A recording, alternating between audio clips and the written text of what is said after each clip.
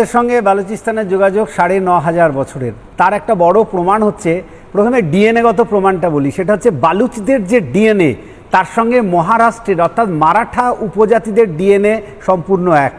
এবং মহারাষ্ট্রে ভাগনাড়ি বলে একটা সম্প্রদায় আছে যারা মুম্বাইয়ের কাছেই থাকে। সেই ভাগনাড়িরা কিন্তু মূলত বালোচ, যারা নিজেদের সংস্কৃতি বাঁচানোর জন্য, কালচার বাঁচানোর জন্য একসময় বালুচ থেকে এদেশে চলে এসেছিল। কারণ তাদের মনে হয়েছিল পাকিস্তান বালুচ যখন জোর করে নেয় তারপরে তারা আর সেখানে তাদের সংস্কৃতি বাঁচাতে পারবে না, সেই জন্যে তারা মুম্বাইয়ে এসে বসেছিল। এছাড়াও গত ধরো ৪-৫ হাজার বছর ধরে বালুচিস্তান মূলত কিন্তু কালচারাল ক্যাপিটাল।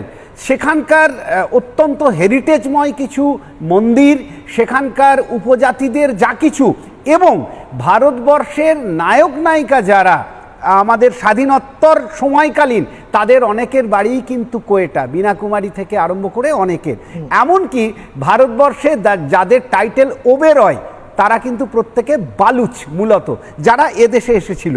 এখন প্রশ্ন হচ্ছে যে বালুচিস্তান আজ হোক বা কাল স্বাধীন হবেই, কারণ মারাঠারা যেরকম স্বাধীন চেতা, বালুচরা কীরকম কিন্তু সেই রকমই স্বাধীন চেতা।